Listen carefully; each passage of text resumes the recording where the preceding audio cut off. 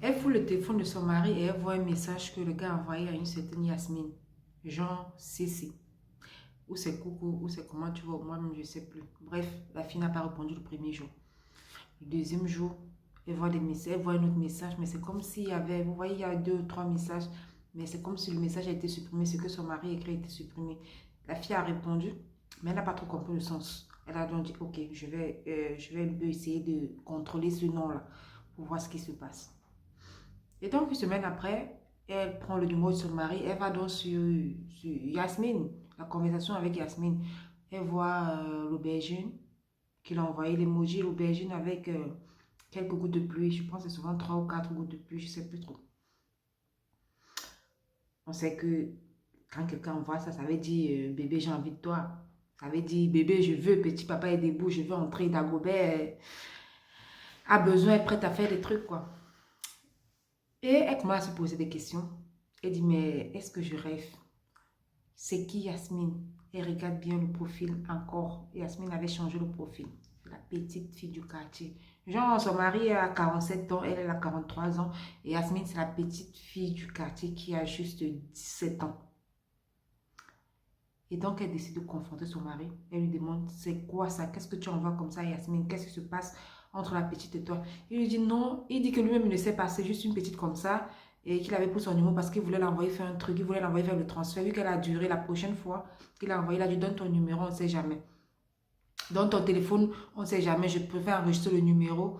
Et voilà. C'est comme ça qu'après, il a oublié. Il a lancé l'appel. Donc, elle lui a dit bonjour, tonton. C'est comme ça que donc, il ne sait pas ce qui s'est passé. Apparemment, comme il dit qu'il est somnambule.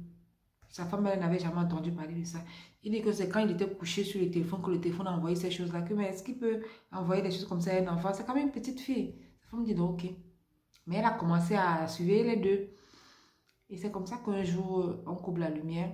Il sort, il dit qu'il va faire le transfert.